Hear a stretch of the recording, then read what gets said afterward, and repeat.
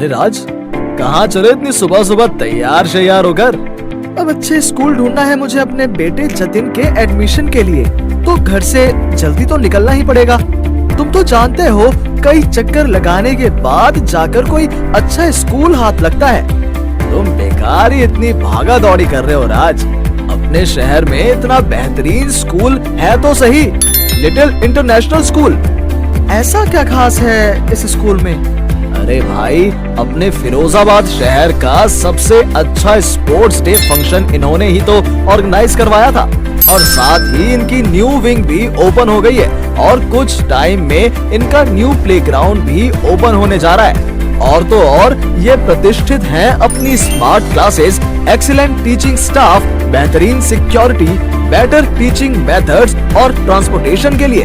अब जब little international school है तो किसी और स्कूल में एडमिशन क्यों लेना?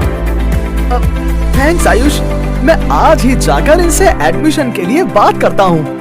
हाँ बिल्कुल, आज ही विजिट करो little international school opposite MG girls inter college, Devnagar road, Firozabad, या इन्हें कॉल करो 7417341131 पर, या व्हाट्सएप करो 9870857575 पर।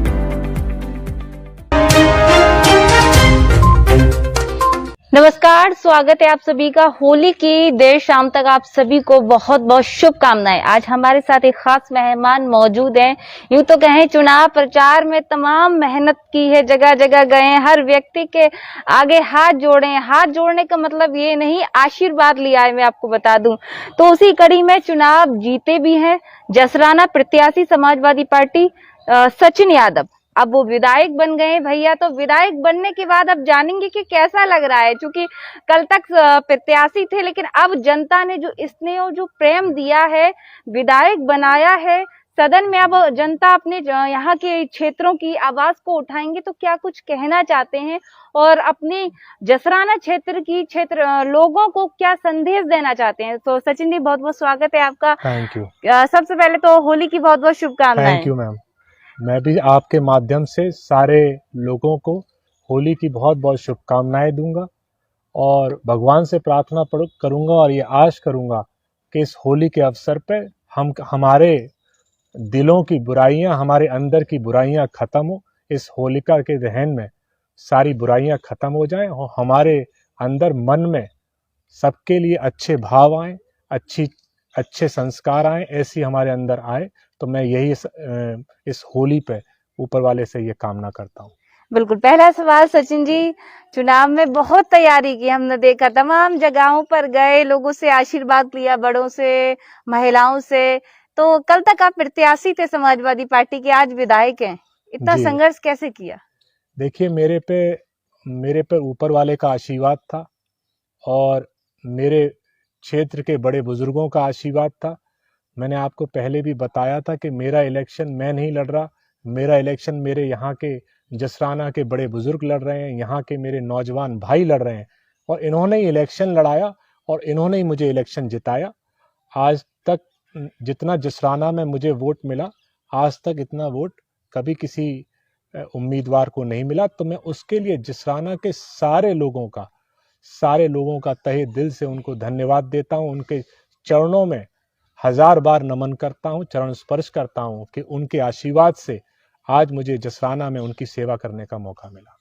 सचिन जी, अगर हम मैदान में बात करें तो जिला अध्यक्ष थे जी मौजूदा सरकार के जी, क्या लगा था मन में? थोड़ा सा एक बार डर या कुछ ऐसा कि फाइट हो पाएगी या नहीं? देखिए, मैं आगे के बाद सामने वाले प्रत्याशी कौन थे मैं कभी नहीं देखता। मैंने आपको पहले भी बताया, मैंने कभी नहीं देखा कि आगे प्रत्याशी कौन है। वो कोई भी होते, समाजवादी पार्टी की लड़ाई भारतीय जनता पार्टी से थी, उम्मीदवार कोई भी हो। हमने कभी ये देखा नहीं कि वो कौन है, क्या उन पर पद है, उससे हमारा कोई मतलब नहीं था। हम अपनी राह चल रहे थे, और अपनी राह चल रहे थे, अपने लोगों के बीच में थे, अपने क्षेत्र के लोगों के बीच में थे, और हम उन्हीं से आशीर्वाद मांग रहे थे। हमें फर्क नहीं पड़ता था कौन सामने है। सचिन यादव जिंदाबाद, सचिन यादव जिंदाबाद। जी बिल्कुल।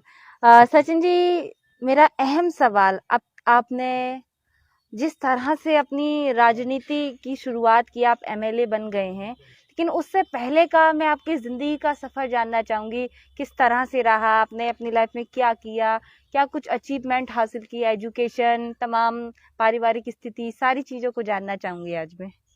तो उसमें तो बहुत समय लग जाएगा मैम। फिर भी थोड़ा थोड़ा बताइए, दर्शक जानना चाहते हैं। देखिए, मेरी स्कूलिंग सिंधिया स्कूल ग्वालियर से हुई है।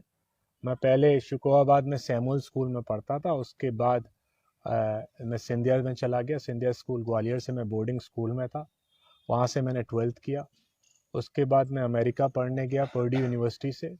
पर्ड्यू यूनिवर्सिटी टॉप 5 यूनिवर्सिटीज़ में है इंजीनियरिंग के लिए, तो मैंने वहाँ से इंजीनियरिंग की डिग्री ली, इकोनॉमिक्स की डिग्री ली। उसके बाद मैंने स्टार्टिंग की थी जॉब की, इन्वेस्टमेंट बैंक एंड ट्रस्ट, एक सैन फ्रांसिस्को में एक फर्म है इन्वेस्टमेंट की, मैंने जी। वहाँ से अपनी जॉब की शुरुआत की थी।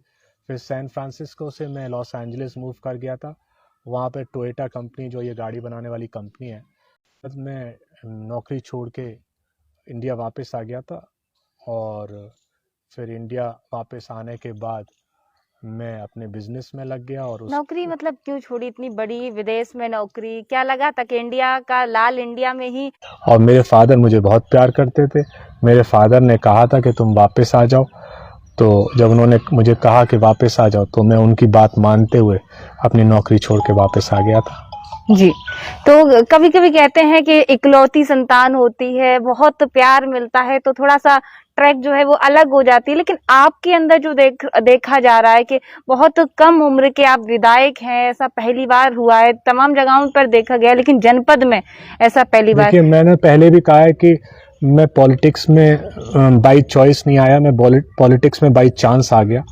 तो इसमें मैं राष्ट्रीय अध्यक्ष जी आदरणीय अखिलेश जी को उनको चरण स्पर्श करके उनका धन्यवाद दूंगा, आदरणीय प्रोफेसर साहब का धन्यवाद दूंगा, और मेरे नेता आदरणीय अक्षय जी का धन्यवाद दूंगा कि उन लोगों के आशीर्वाद से उन्होंने एक नौजवान को, एक शिक्षित नौजवान को ये मौका दिया कि मैं जसराना की सेवा करने का मुझे मौका दिया, ये चांस दिया।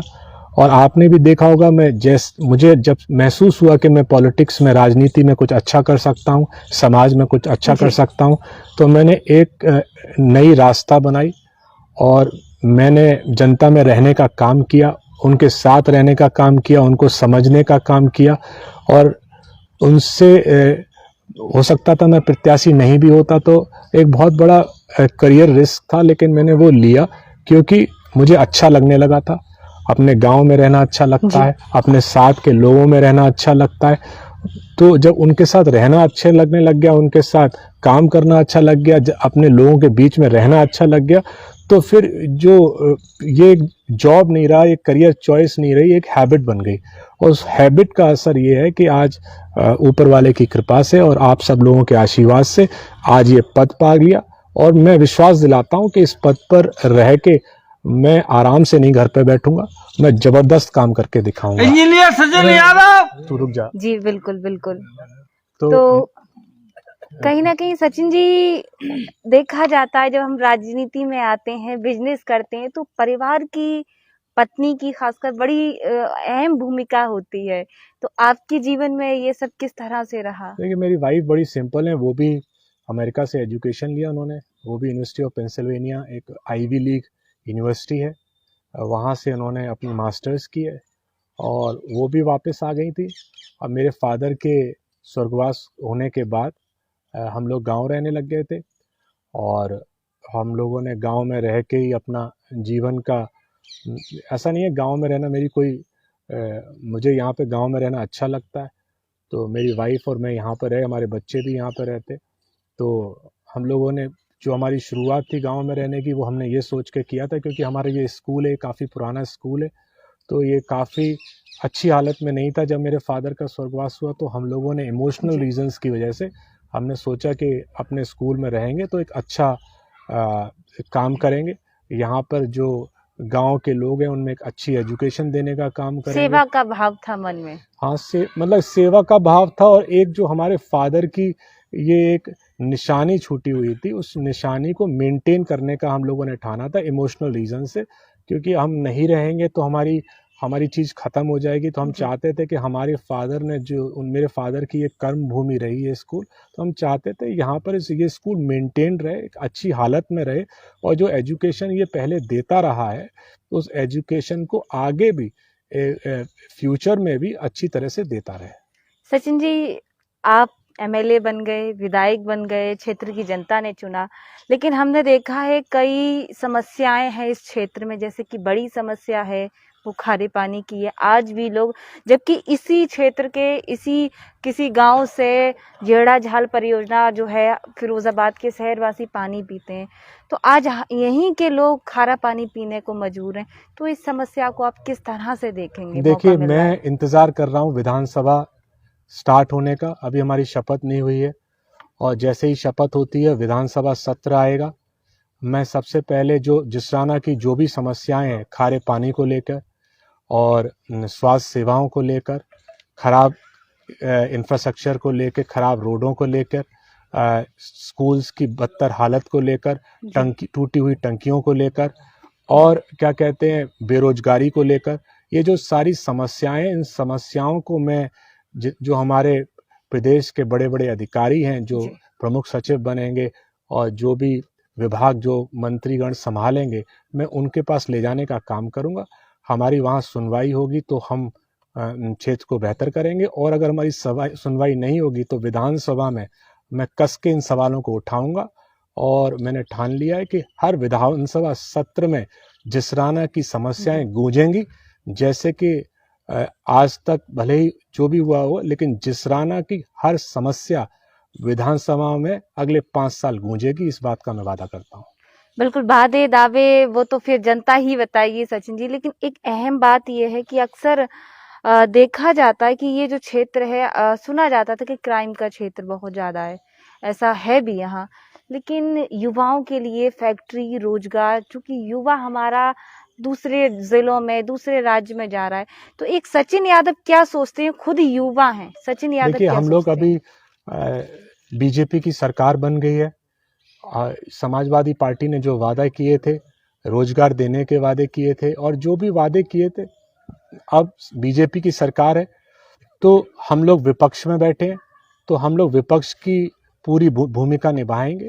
और विपक्ष की भूमिका ये है कि सही मार्गदर्शन करे सरकार का, सरकार को बताए कि कहाँ सही चल रही है, कहाँ गलत चल रही है, अपने मुद्दों को, क्योंकि जो भी मुख्यमंत्री बनेंगे वो भले ही किसी भी पार्टी से बने, उत्तर प्रदेश के मुख्यमंत्री बनेंगे, तो हम लोग कोशिश करेंगे कि उत्तर प्रदेश के जो भी मुख्यमंत्री बने उसके सामने जिसराना की समस्याएं रखी जाएं।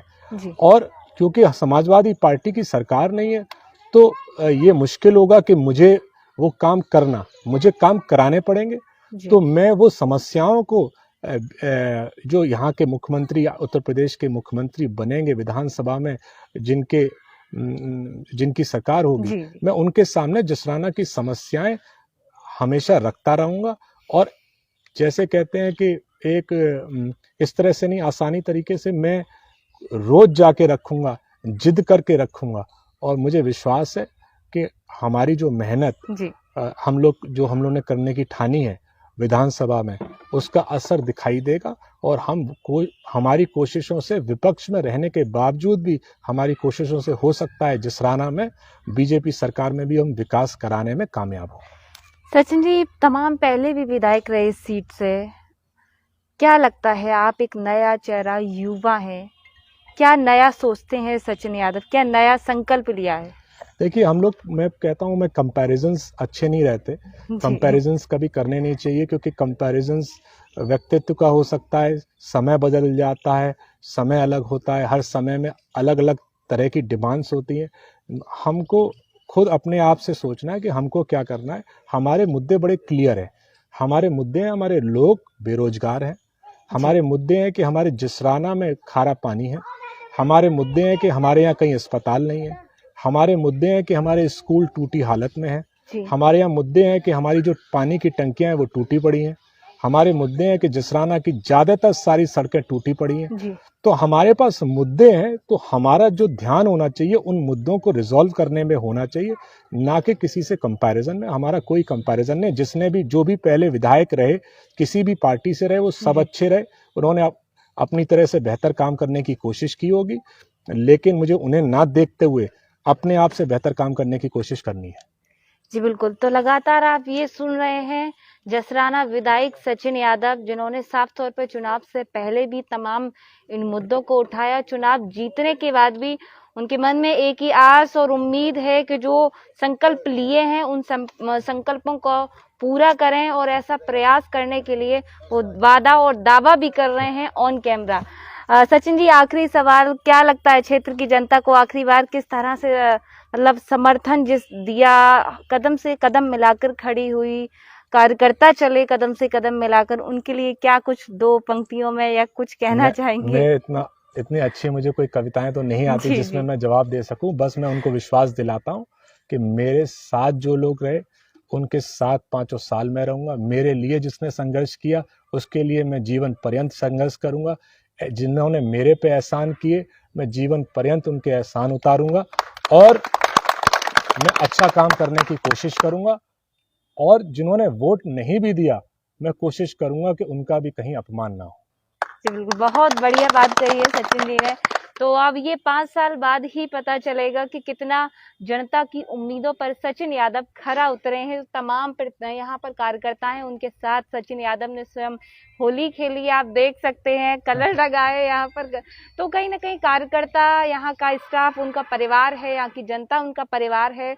तो एक विधायक बनने के बाद अपने परिवार का किस तरह से ख्याल रखा जाता है, परिवार की ज़रूरतों को कैसे पूरा किया जाएगा, ये सचिन यादव खुद बाखूबी बताएंगे। वो आने वाला समय हम सबको दिखाएगा। तो बहुत बहुत शुक्रिया सचिन जी, फिर मिलेंगे आपसे और बहुत मुद्दों पर बात करेंगे। बिल्कुल, बहुत बहुत। तो देखते रहें इसी तरह की अपडेट, दीजिए इजाजत। और आप सभी को होली की फिर से मैं कहूंगी बहुत बहुत ढेरों शुभकामनाएं। जिस तरह से होली के रंग जो देखे जाते हैं, जीवन में ईश्वर करे इसी तरह से आप लोगों के भी रंग जो है वो महकें, और रंगों से आप लोग इसी तरह से जो बुराइयां हैं रंगों से छुपा के रखें। तो दीजिए इजाजत, नमस्कार। होली के पावन पर्व पर मथुरा वृंदावन की राष्ट्रीय ख्याति प्राप्त कलाकारों द्वारा रंगारंग कार्यक्रम का आयोजन, सभी जनपद वासी आमंत्रित। आयोजक पूर्व मंत्री अशोक यादव, स्थान station road, Shikohabad. Bhupendra Singh Yadav contractor की तरफ से होली की हार्दिक शुभकामनाएं।